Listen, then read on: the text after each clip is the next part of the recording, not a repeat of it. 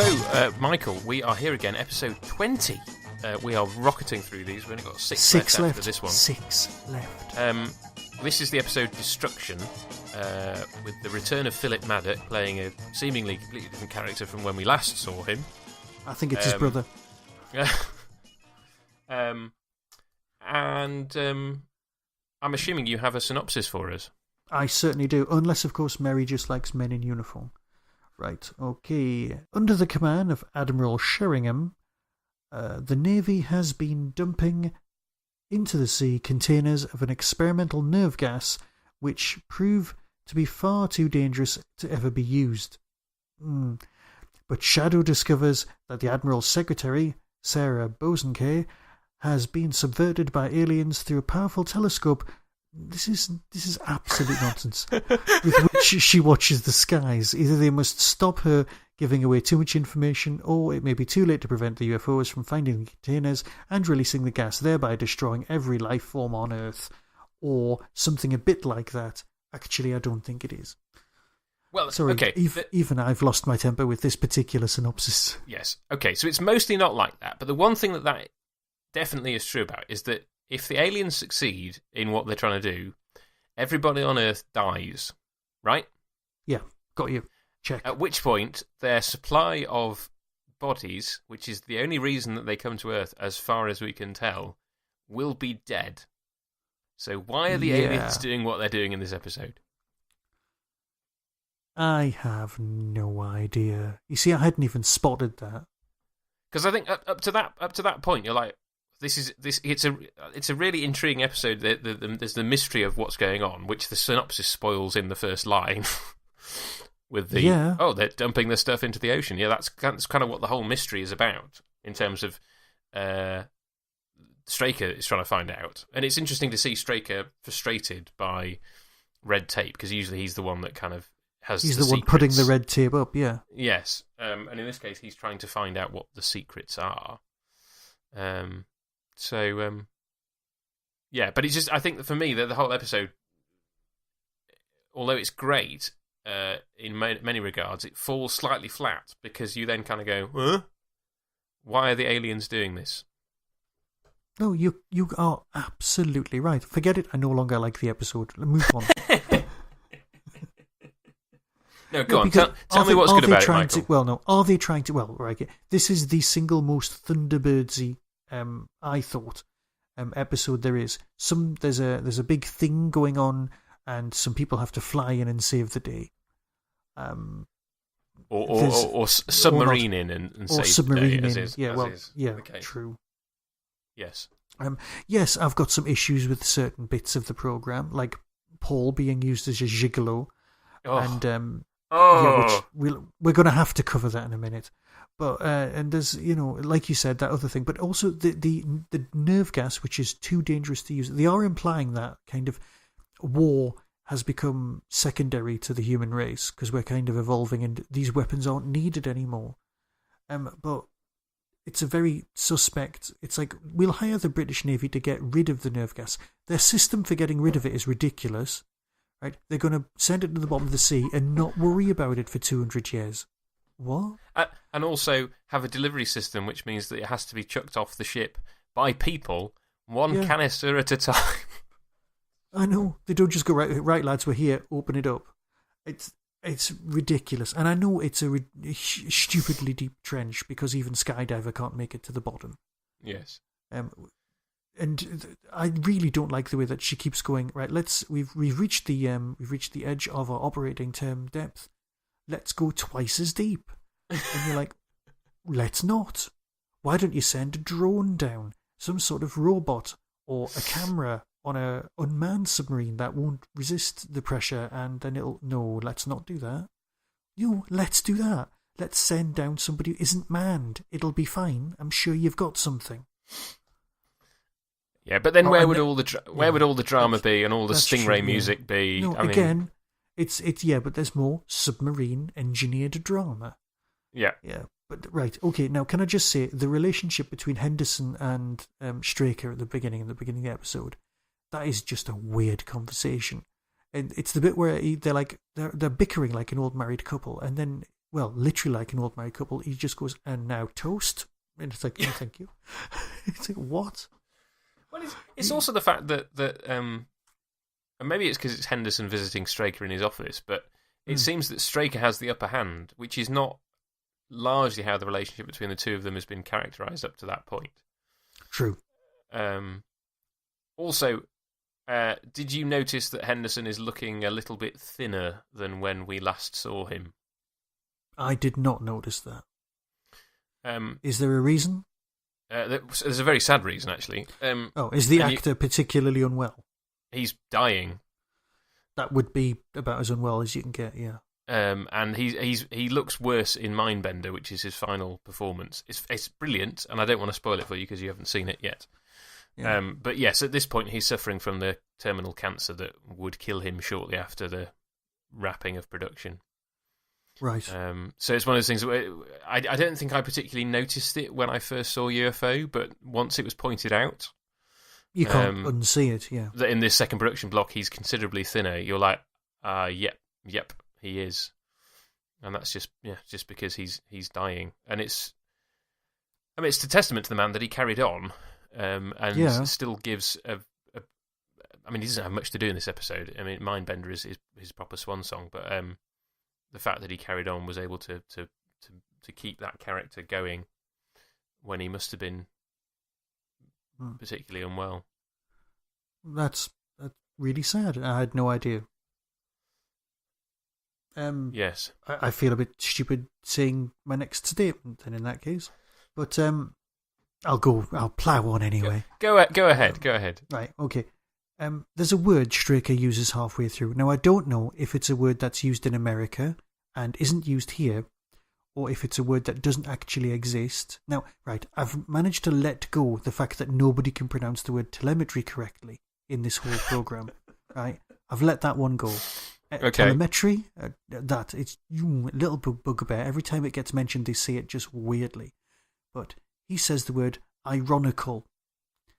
Oh, Is that a real word? Now, I've actually been singing the song "Isn't It Ironical?"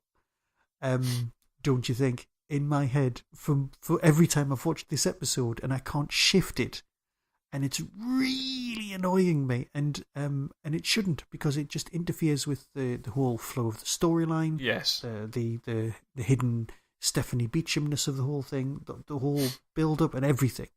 But all I keep thinking of is ironical. Is that a real word? So anybody listening to this in the States or anywhere else in the world, you can tell me, is ironical something you lot say and we don't, or have I just completely misheard the program? According to the dictionary on my Mac, which is American, annoyingly, it says that it is an adjective, or adjective, as some Americans pronounce it. It's got a C in it, folks. Yes, using or characterised by irony. Oh no, hang on. That's ironic. Oh yeah, and then it says the derivative is ironical. Right. But it basically takes you back to the same page. So yeah, I'm going to just accept the fact that it exists, and it was perhaps a word that was used in 1970. It does jar though, doesn't it? Because you're like, huh, what? Yeah. But like I said, so have you noticed telemetry? I can't say that I have. I'm going to notice it now every time, aren't I? Next time it's on, you're going to go, oh yeah. It's mainly when they're about to send up the space probes and things like that. Yeah. So yeah. Anyway, that's not important. What is important, however, is Stephanie Beacham. I got so excited. I kept going, Stephanie Beacham. Didn't she play the Rani? And I got completely thrown. I know she didn't. And I got completely thrown on that. I was like, yes, I've got one for this week's. It's going to be fine. And I was like, she didn't. She really didn't. That was somebody completely different. This is the person who was in Coronation Street. She was in Star Trek. There was Next Gen. She was in DSV. I got all that. That I could remember. Yeah. Couldn't remember. I was like, no, that's Kate O'Mara, you absolute idiot. So yeah, sorry about that. Anyway, because Stephanie Beacham, very famous actress, and she's in this, and that's fine. Yeah, for me, she's very much her off Sequest DSV because I got into watching that a few years ago. I watched it when it was on the first time. Yeah. Well, yes, I missed it first time round, but she's brilliant. And then leaves in the second series, and I've only seen like a few episodes of the second series and gone. This isn't anywhere near as good as it was. No, partly because Darwin the dolphin used to annoy me a lot. Like episode 1, I want to play with the ball. I want to play with the ball. Episode 2, dark is light and light is all. You're like, what? What's whoa? Your mental capacity is just massively swollen.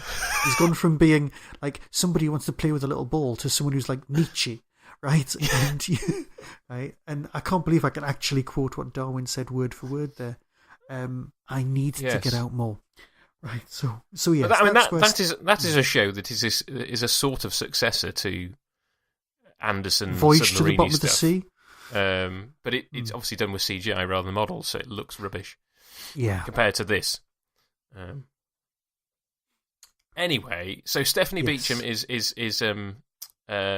what's his face's Conquest of the Week, which is a horrible aspect of the story. I mean, it's one of those things that you just the idea that anybody would sleep with him is the premise of the show, really, isn't it? Or one of the premises of the show. Which is just very annoying and dated. Sorry, I've got it playing in the background, and I can see it, and I've just, because the sound's off, I can look in the background of the thing, and there's a map of the world behind the naval intelligence people, and America seems to have slipped. That's a very odd map. I can't say I noticed it myself. Everything on the left-hand side, Hudson Bay is gigantic. What are they doing? It's just, that is a weird map. It's a bad projection of the world. Yeah. I guess we used to seeing more accurate maps these days, aren't we? I suppose, yes. Maybe we are. I don't know. Maybe because they're the Navy, they want more sea. I don't know. Yep. Right. So, we're off topic, same as always. We've got Paul, who's playing spy / gigolo. Now, you know when Straker tells him to take out his latest conquest and give her a good night out, does he need to keep receipts? Right. I mean, sure, a good time, yeah. One assumes so. One assumes that he's doing it on the shadow dime. Yeah, right. Also, she lives in town, and she's got a telescope that powerful, which can only see out of one tiny window. But Straker says, I reckon you could see any point in space from here, and you're like... Anything over there, then. Just that one corner. Like, that bit... Like, when Earth is pointing in the right direction, then you're fine. Oh, right. Now, that has annoyed me so much. The whole... Because the Earth's spinning, the moon's spinning, stars are all over the shop, because they're fixed, apparently, and you're supposed to look in one direction with the coordinates, and then you position a spaceship between you and the coordinates, and then the laser, right, fires through, but it goes straight through. Right? The whole point of a laser is that it doesn't go through things because it's light. Yes. But that just goes straight through the interceptor, and it's like, right, I get you. What you are is wrong. Yes. It's a load of twaddle. But it means that we get to see Stephen Burkoff doing his "I'm being electrocuted in a spaceship by some light" acting, which is quite funny. I know. I think the designer of the room really needed to have put a conservatory at one end. Yeah. To have the telescope in it would have just been better. And I mean, it's nice that she's an expert on, that she's not a thick character, and it's nice that she's an expert and she's got a hobby that's interesting. Yeah. If it hadn't been a major intrinsic part of the plot, you would have been like, hey, that's well done. That's a nice bit of character building. It's like, hey, she's interested in science and stars and things. That's cool. Yeah. Not, here's a big clue to the fact that she's in communication with the aliens. Yeah. Yeah. So, yeah, I can see that. But, I mean, they lay it on very thick with the, who's this photograph on her table? And have Foster pick it up, and then immediately, well, not immediately, but shortly afterwards, Straker kind of going, here's my massive remote control for my telly that I'm going to click and get his picture up. True. Getting back to Paul, when he gets sent back on his special mission by Straker, right, he gets told to leave the key to the apartment. Right? How did he get how's he got a key? It's like date 2. Is he stealing keys?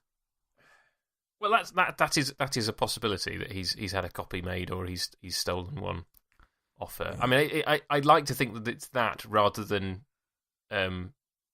she's given him a key. Let's do that. Yes, I think. Yes, let's go down. You know what? That just makes me feel better. Let's go down. That's less creepy. It's not uncreepy. It's just less creepy. Yes. Yeah. And then we have Virginia Lake doing her stakeout. And you just want Bill Bailey to come in with his guitar, don't you, and do wow wow wow wow. Because it's a stakeout. Watching through her window with grubby dust on the window and looking away at the key moment when she smashes a vase because she's eating her ham sandwiches and apple.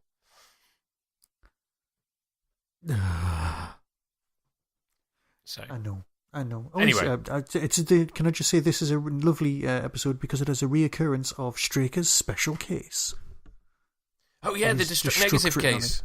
Which plug. You can buy a T-shirt with that on from our Redbubble shop, which we haven't plugged for ages, and nobody's bought any more T-shirts off us. But the Keith Ford Rock shirt and the Destruct Negative shirt and the Do Not Enter shirt are all available. Any profits go towards the running of the podcast. Or if we ever make a profit, a donation towards the Alzheimer's Society. And I think the world should have Keith Ford Rock's T-shirts. Really should. Oh, did I tell you that? You didn't tell me. Somebody took a video of me wearing it at ShadowCon and said they were going to send it to him. Nice. So I don't know whether Keith Alexander has seen a video of me wearing a shirt with his face on, but it's entirely possible that he has. Can I just say this is an open invite for him to appear on the programme? It would be I'd love to interview. Let's face it, the guy was in the majority of the episodes. Yeah. And he's going to have stories. It would be great. It'd be such a great person to interview. Yep. So, let me see. Now, let me just have a look at my list. I've ranted about Ironical. I've talked about Stephanie Beacham. We've took the mix something. Have we discussed Dennis Spooner or anything? Well, we need to talk about Dennis Spooner when we come to Anderson Watch and Doctor Who Watch. Mm-hmm. Oh right, no, because he's an important figure in both. But this is his only episode of UFO, so fair enough. What do you reckon to the fact that they chose the name Boson K? What does the name Boson K mean? You see, to me, it's just Reginald Boson K, who's a newsreader on TVAM, right? Right. And that's it. But it's just such a long surname. And if you were coming with a character, you'd go...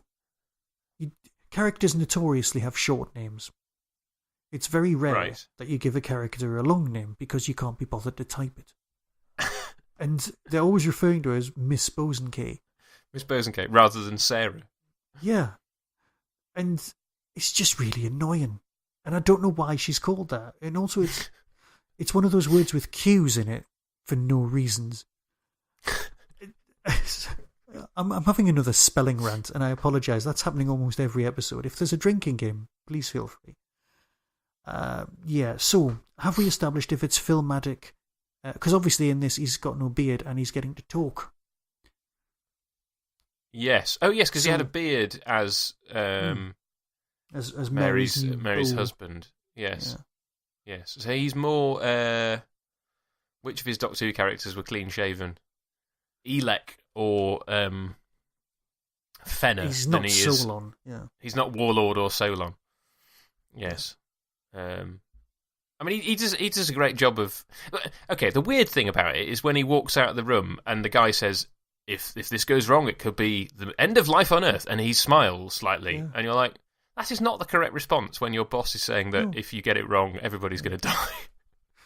Yeah, it's not good. I don't get it. But do you think Dennis was given the list of... it's like, it's UFO, they're here, we don't know why. and he thought, oh, aliens, I've done aliens, they're going to invade, they probably just want to kill us all, and didn't bother reading anything about what the aliens actually want. Well, I mean, you don't see any aliens in it. It's just the UFO, isn't it? Yeah. And obviously, he's got the whole they need to get past Moonbase aspect of it, because that is an element of this episode which is sort of briefly touched upon and then largely ignored. It's just a sort of afterthought that they explain. Oh yeah, they're doing this thing, and we can double the frequency, and then it'll all be fine. So he clearly has been briefed on certain aspects of the show. Yeah, the thing that I don't get, right, is that at the end of the story, it's revealed that she's being blackmailed, presumably with the threat of, we're keeping your father alive. If you do what we say, then he won't come to any harm. But then I've got a theory about that. Go on. The scene where she kind of walks around her apartment and drops the vase, that seems to suggest that she's being briefly possessed. Which those two things don't seem to match up, really. No, I think they've used her dad's DNA or something along those lines to as a hook to control her. Right. Because I think he's dead, and they've used his remains as... so he might be an alien, and they're using some sort of connection to make her... Because she definitely looks possessed. Yeah, totally. That's what I'm going with. Yeah. So I don't think... Cause the fact that he was involved in the making of the Moonbase itself, a bit of a surprise. But at the same time, it's quite clear from when Foster confronts her and says, "What have you told them?" that she knows what she's doing. It's not like she's possessed, does the thing, and then forgets about it. Which the way that she acts sort of seems to suggest that she doesn't really realise what she's doing. But the implication later is that that she knows full well what she's doing. So I don't know. It doesn't seem to be entirely consistent. So no, you're completely right. There is a lot of extraneous footage in this at all, because there's a lot of scene setting. Let's put that. It's not just on board the ship. It's not just external shots of ships and things like that. There's a lot of stuff about Horse Guards Parade, to try and locate where the Admiralty is. Yeah. And I suppose if you're not in the UK, you wouldn't care or know. You would just go, oh, meanwhile in London. You wouldn't, you know. Yeah. But, see, Wanda's using, because I've got it on the background, Wanda's using the special Luke Skywalker style binoculars. Yes, and the sort of the traditional sort of binocular mat is that kind of shape, but then Philip Maddock and the other guy on the boat are using normal round binoculars, and they still have that square mat. Oh, that's an oversight. I didn't see that. It didn't register in my head, but it's listed under "Oops" in the Bentley book. I didn't think I noticed it, and then it was suddenly like, oh yeah, I've read that in the book, and now I'm watching it going, oh yeah, thank you for pointing out that error. See, last time's story, I liked it for the atmosphere, but this one I just find a bit... It's kind of the excitement. It's got exploding things. It's got a race against time, and all of those things on a certain level. I just kind of enjoyed. It was literally just down to, oh yeah, I'm enjoying this. It's nice. It's decent. It's not boring me. It's not. It's got atmosphere. It feels like there is a race against time, and I like that. The Admiralty have got a secret, they've got a job to do, and the people at UFO who pride themselves on being able to find all sorts of facts out can't do this. They can't get it right. They don't know, you know, they can't find out what this thing is that's happening, which I absolutely really like. I like the fact that they can't do that. So like Straker's kind of beaten. I mean, I've discussed the flaws, that communications device and things like that, and that's just a bit annoying. But like, I am quite forgiving when it comes to drama. It's like, oh yeah, it registers in one part of my brain, and then that part of my brain just goes, it's a telly program, let it go. Yeah. Yep. Yeah. No, I mean, I think it's a. I don't think I like it as much as you. I think, like I said, the flaw of it doesn't actually make sense what they're doing, because it sort of defeats the point of why they're coming to Earth. But as the way it's put together, and the way it's acted is pretty good. And it has, I like think, you say, it has a bunch of people in it that you like from other things. True. With Maddock and Stephanie Beacham. I think Wanda's overused. I think she would have been best used either on board the Skydiver or in the surveillance role. Right. But now you couldn't have used Paul in the surveillance role because that would have been he's dating her and now he's watching her through a window, and that would have pushed it a bit far. Right. But yes. And I suppose sending him on board the ship means that he couldn't have dated her as well. So you would have perhaps another character being used for surveillance is possibly I don't know. Yeah. Yep.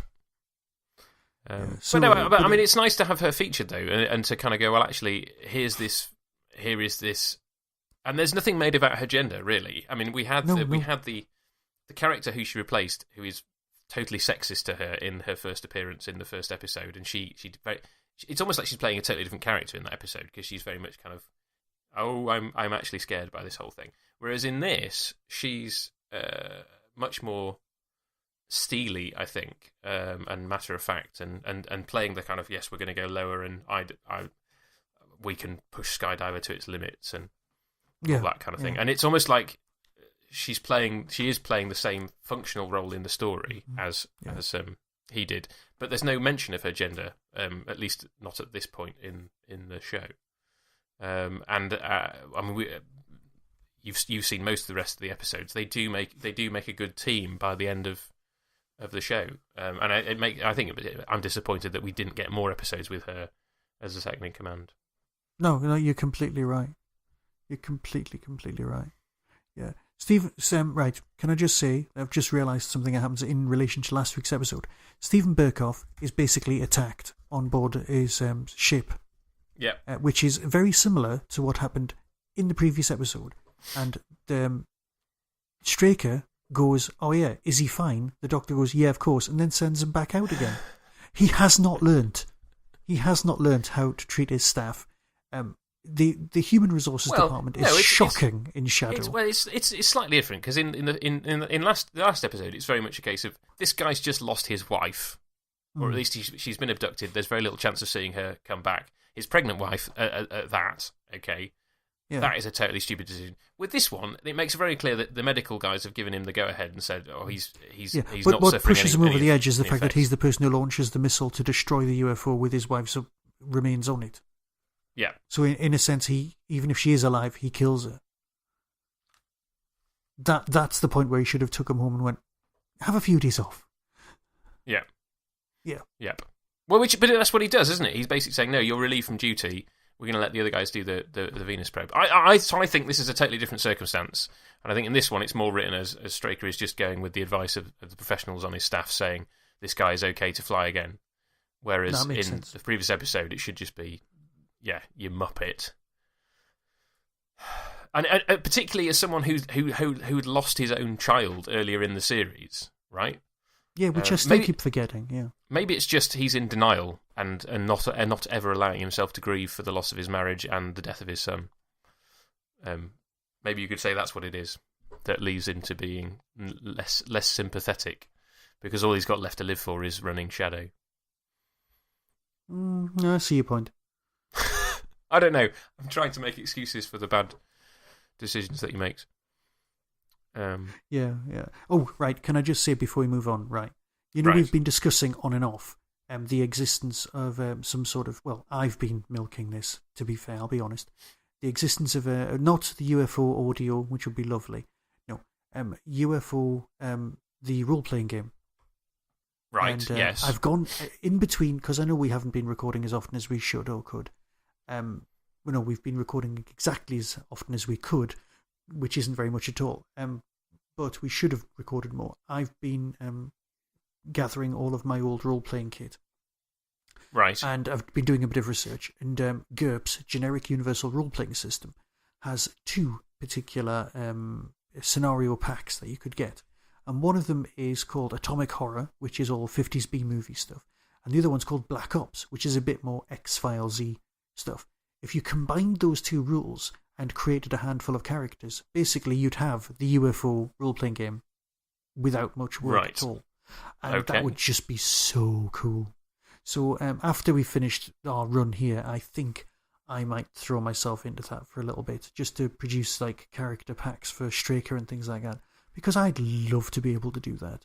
It's like, in fact, there should be a whole ITC version, because there is a prisoner GURPS available, which I do own somewhere. Yes, I do own it, and it tells you how to run the prisoner role-playing game. It's very expensive to pick up on eBay. Right. But I think I bought it when I was working in Dillon's, the bookstore, years ago, and I never got around to playing it, but I do own it. And I thought, hang on, if that exists, other ITC stuff might exist as well. So there should be like a whole Anderson GURPS Jerry Anderson thing, where you could have the Fireball XL5s, the Captain Scarlets, things like that, or perhaps separate packs. But we start with UFO, go down that road, it'll be fine. So yeah, I have given this far too much thought. So the thing that I've been thinking of all through this is a board game, because I really love the Thunderbirds board game that came out a few years ago. And I bought all the expansion packs for it because I'm a nutter like that. And all through this, doing the podcast, I've been thinking about how you would make UFO as a board game. Nice. And also, more recently, how you do Captain Scarlet as a board game as well. And just trying to come up with a mechanic that works for the game. Because there are aspects of the Thunderbirds game that you could transfer across, in terms of you've got different characters, you've got a secret organisation, different characters could have different abilities, and then with the Thunderbirds game, it's a cooperative thing where you're kind of fighting against the Hood, but the Hood is kind of the board game fighting against you. And then there's an expansion, which means that you can then play the Hood. And with a UFO game, it'd be a case of, well, would it be somebody plays the aliens and somebody plays Shadow? Would you have several people playing Shadow and several people playing the aliens? Or would you have it initially as a cooperative game and then make an expansion where it's like you can play as the aliens if you want to? I must admit, I think if it was me, I'd go with... if I was doing the role-playing game, I would definitely have it as you are Shadow. Yeah. Because mainly the aliens have got so many weird plans, you couldn't possibly write them all down. You'd be like, which one's this week? Oh, is there any continuity? You would just have all your players sitting around going, but last week you said the aliens did this. And you were going, yep, just like the TV programme, I'm changing the rules. I think this week the aliens are trying to kill everyone. Well, I think you'll find that last week they were trying to steal our bodies. Well, I know that was last week. And that's what it would be like, because that would be true to the programme. Yes. So, you were saying that there are quite a few people in this that I should recognise. Now, we've covered Stephanie Beacham. The fact that she isn't in Doctor Who. No, but she did appear in an episode of The Protectors. Right. So, yes, she's our first member of Anderson Watch. Right. I am beginning to suspect that the only people who weren't in The Protectors is us. Yeah. Yes. But so are we just going to dive straight into... To be fair, I think we should. Unless there's something you need to cover. No, I don't think so. I think we can dive into... And it'd be great to finish off talking about... As I said, we should talk about Dennis Spooner to finish both of these off. So we have a handful of actors who've been in other things. So Peter Blythe, who plays the second officer on board the ship, appears again in Psycho Bombs as a different character called Lieutenant Blythe. So they were clearly doing that whole we're going to name the character after the actor thing. Yeah. And it's one of those ones where you go, well, given the continuity, is he the same person? Because he's just listed as second officer in this one, and you could just go, well, he's been recruited by Shadow after that. Yeah, that makes sense.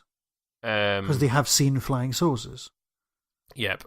You have skydiver captain David Warbeck.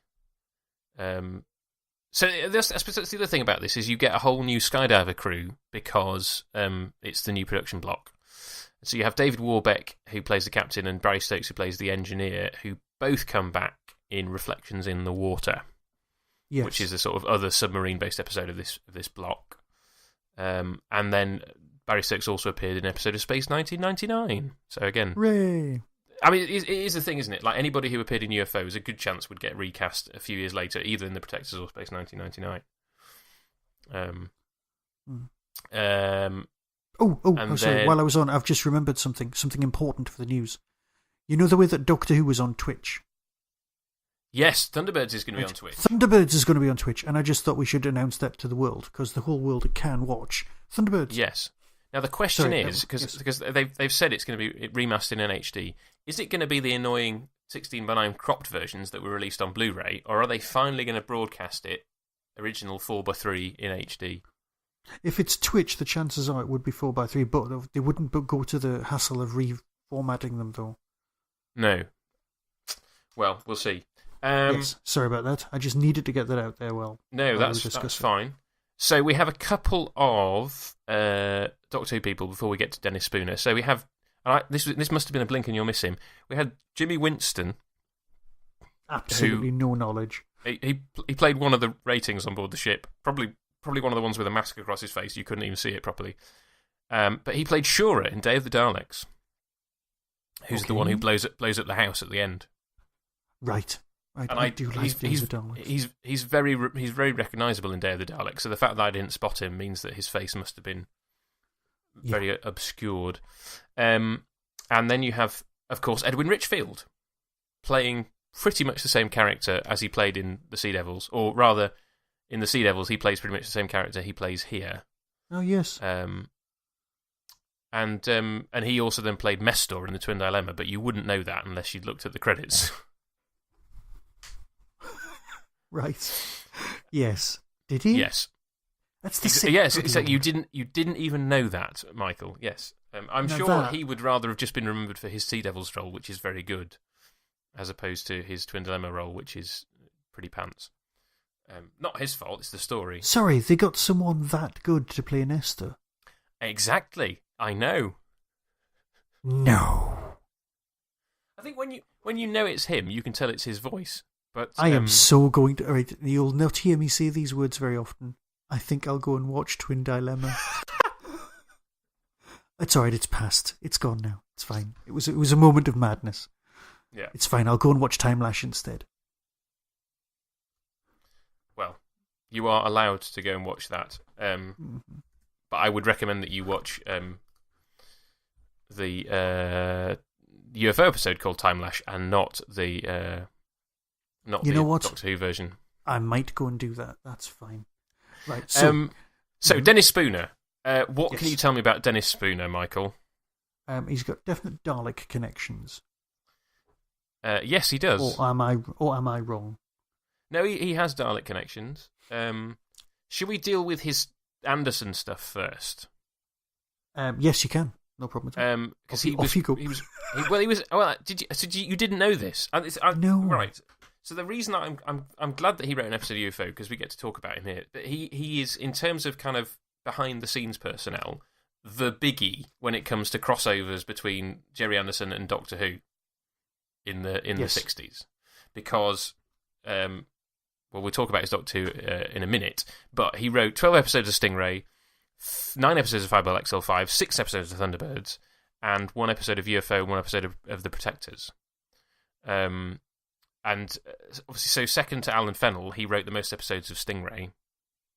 6 episodes of Thunderbirds is a reasonable whack of Thunderbirds.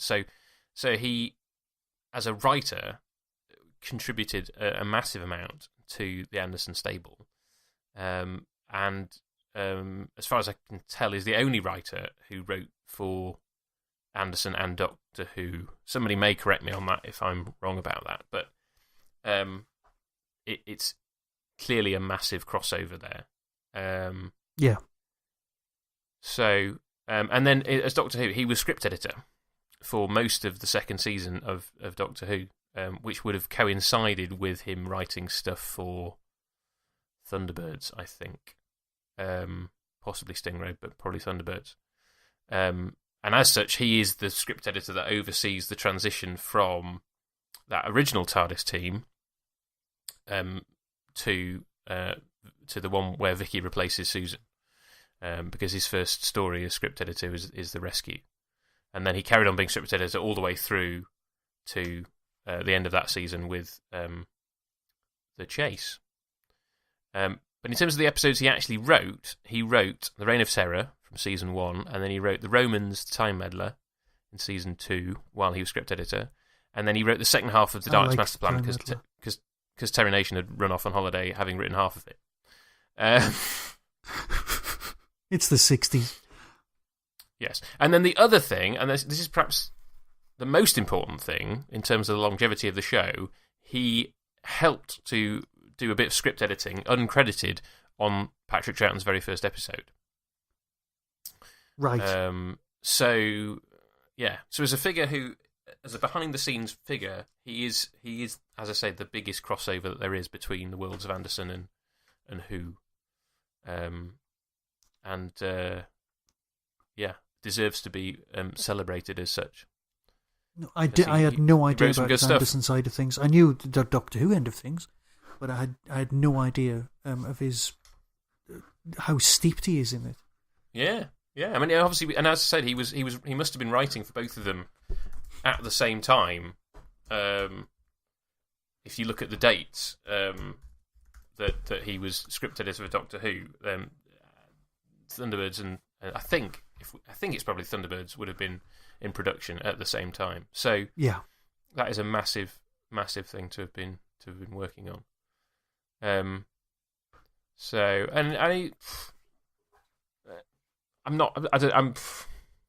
don't necessarily know about the quality of some of his episodes of Thunderbirds. They're not the greatest, but certainly in terms of his overall output. And this episode of UFO in particular, although that, like you say, it may just be a case of bad information on the part of, but you wouldn't think it could have got that far into production without somebody going, "Hang on, this doesn't make sense that the aliens are doing this." But otherwise, it's a great piece of writing. No, I don't understand how that particular plot hole gets past, unless it's like somebody. I mean, Straker could have said, "I don't know what they're doing. Perhaps they've changed their master plan." Yeah. That's another worrying development. That kind of thing. Yeah. Right. But there is also that last little line of the episode where Straker speculates as to how many other people are being blackmailed by the aliens in this way, and that's just left and never explored. And you kind of think that these episodes are potentially setting up a season 2 of UFO, which we know was eventually planned but then never happened. And you just wonder how many of those ideas would have been taken through had it gone to a second season. Thanks again for joining us. Good to talk to you again, Michael. Next week we are looking at what episode? Next time it is episode 21, The Man Who Came Back. Okay, well, we will see you all then. Be seeing you. Be seeing you.